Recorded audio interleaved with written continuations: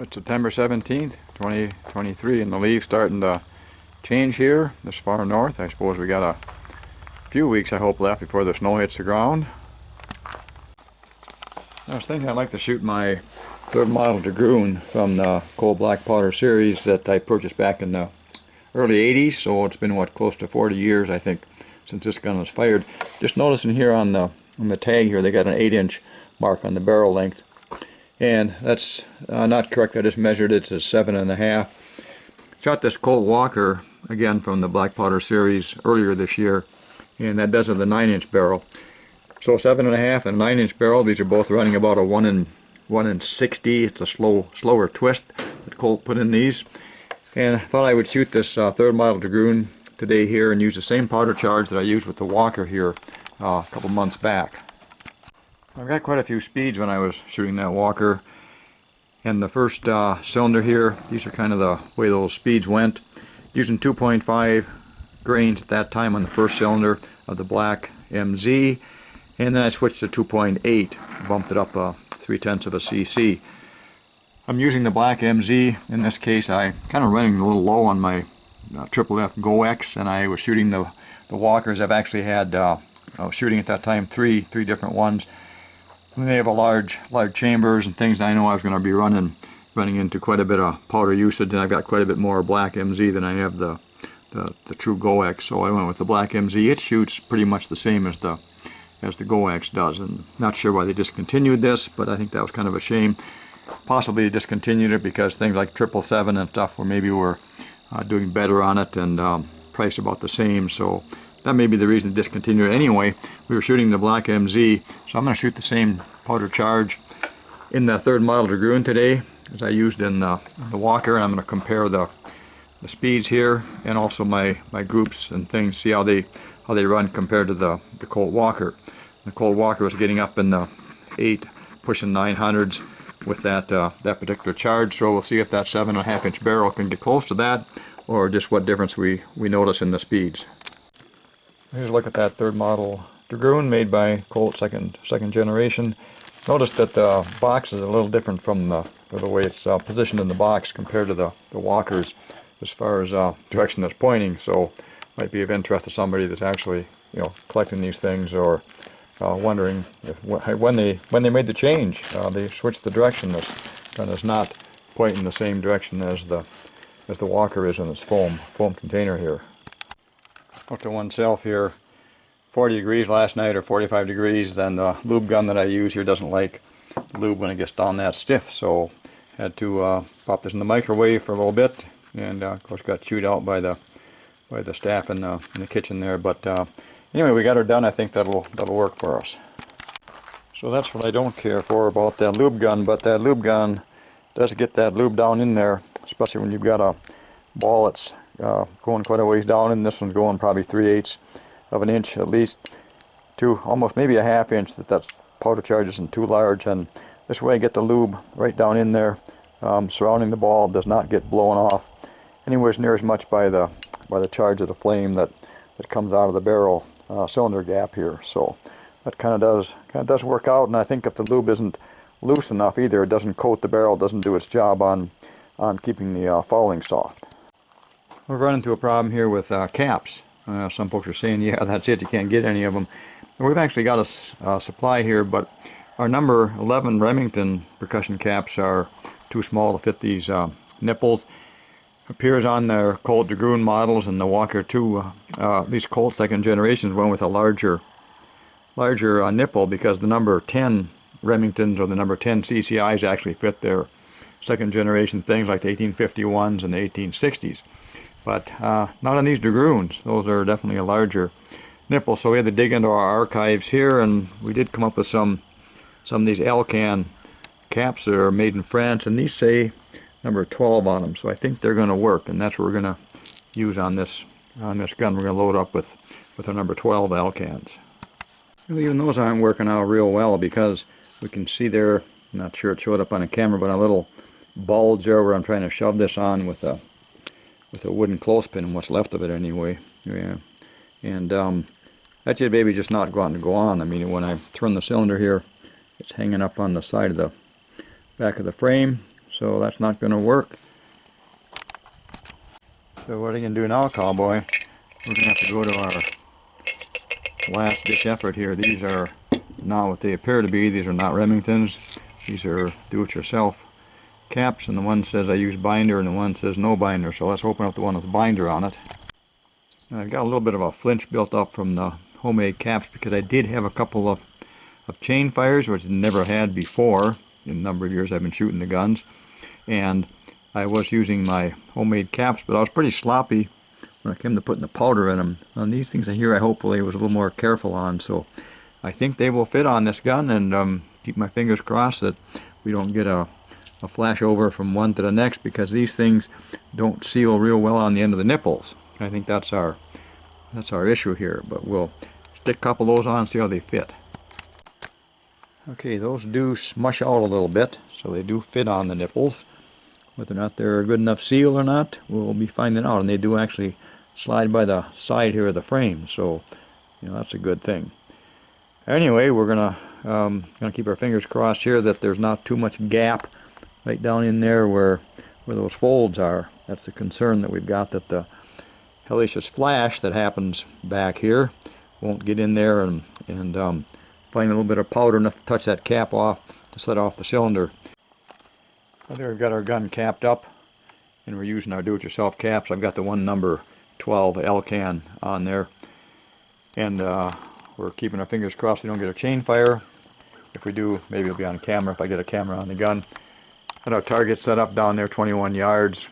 Got a lower target. I'll be aiming at that lower dot. These things have a tendency to shoot high.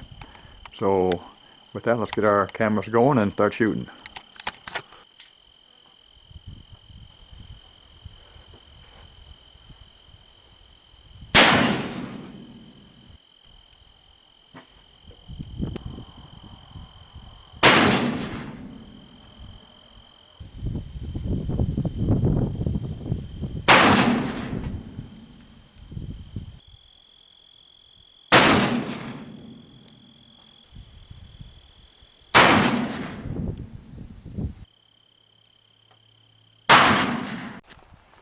So we're checking the target out here.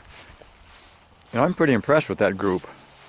It's shooting, of course, high, about 5-6 inches high, and about an inch and a half to the left. And we've got about a 3/4 inch variation here from left to right on the horizontal, maybe an inch at the most, and a couple inches here, up and down. But considering all the problems I had getting those shots to go off, I'm missing one shot. There's 5 here, and I shot 6, so I think the second shot went stray, but otherwise pretty happy with that group.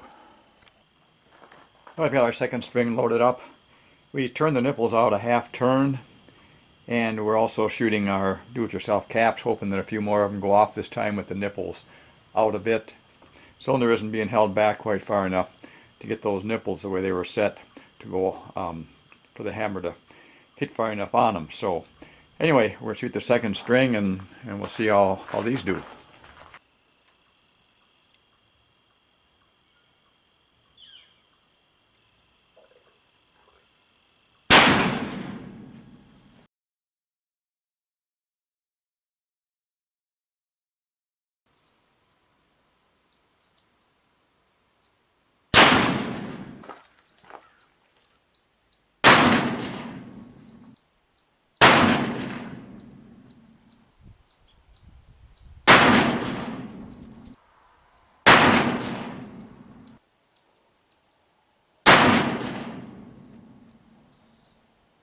Okay, pretty happy with the way those shot. Speeds weren't real consistent. And let's see what we got for our group size here. Got 3 shots down here, 4, and that looks to me like a double. I can see over there in the cardboard tear, so I know there was a couple that had a higher speed. Maybe those are the ones in there. Otherwise, shooting a lot better now that we put the lube on our chamber ends again. So you're pretty happy. Got all of our shots to go off. Pretty dark out here right now. I'm not getting a real good sight picture, but I got no complaints about that. It's shooting okay. So here's the data that we got when we shot our 3rd model Dragoon, 2nd generation Colt. And I had some real issues with the first target as far as getting my caps to go off, because those nipples are very large on that. So before I go into the data here, I'd like to mention a few things about the problems that we ran into there. Problem turned out that the nipples that Colt used on their second generation Dragoons just too large for a standard number 10 or number 11 caps. I tried about everything in the arsenal that I've got, even tried some number 12s, and just couldn't get anything to fit far enough on the nipple. You know, so I would clear the frame even using a wooden dowel, which I don't care to do too much because of the chance of setting off a cap if something either slips or else too much pressure is applied. Size difference is pretty evident. The threads on these larger nipples are 1/4 28 on these Dragoons, where the smaller guns they use a 12 28. I have some measurements here of the difference between the Colt Dragoon nipples and those from an 1851 Colt replica, and these are also the same as the Colt second generation guns like the 51s or 61s and the 1860 Army. I ended up using some do-it-yourself caps. These seem to expand enough. They did leave a pretty good gap, which I was a little concerned about a chain fire, but apparently I got lucky with that. I went through quite a few because the hammer was stopping when it hit the frame before it compressed the cap enough for ignition. And when the gun is set up right, the hammer will not actually contact the nipple but go far enough forward to ignite the cap. So after finally getting all the chambers to fire in that first cylinder, I turned the nipples out about a half a turn, and that seemed to work out well for the second and third strings. As far as speeds go, with that 7.5 inch barrel, we got 641 for the average feet per second, and that's actually a little higher than the Walker out of its 9 inch barrel. We had a speed of 617. Went to our second cylinder then, and we've got an increase in the group size here, but one thing I did forget to do on that second cylinder was to lube the end of the chambers. And I've got one that's off the paper here someplace, so that might be the reason for the spread as far as the size of the group. 776 on the speed, and that compared to 791. Walker outdid at that time by about 15 feet per second. And went to our third target. We did remember to bring lube the end of the chambers here, and we have a group that's comparable to that first string that we shot. This time we got all 6 of them on the paper. Probably about a 3 inch vertical, maybe an inch on the horizontal spread. 821 feet per second, and we go over to our Walker here, 861. So the Walker outdid it by 40 feet per second. I really feel that extra 1.5 inches on the Walker is doing something with the Black MZ. It may do more or possibly less if we actually used triple F GoX or 2F GoX. Might be a difference on that 1.5 inch barrel, but not a lot of difference is seen on our speeds here. So to kind of wrap this up, what we discovered here is that the 1 in 60 twist on that Dragoon, or actually the Colt put that on their second generation guns, pretty much on their 44 calibers, seems to do okay as far as stabilizing the round ball goes. I think on conicals might be a whole different story, but on the round balls, I've seen the 21 yards to do a pretty good job there. And second thing is that the extra 1.5 inches on the Walker, the barrel being a 9 inch barrel, didn't really significantly increase our speeds that much. 15 feet per second and 40 feet per second on the averages. So we did get a little faster speed with that barrel. Of course, we're using Black MZ and not GoX or a true black powder. True black powder, you might gain a little more difference between the two of them. But anyway, with that, had a good time shooting the gun, and things worked out well.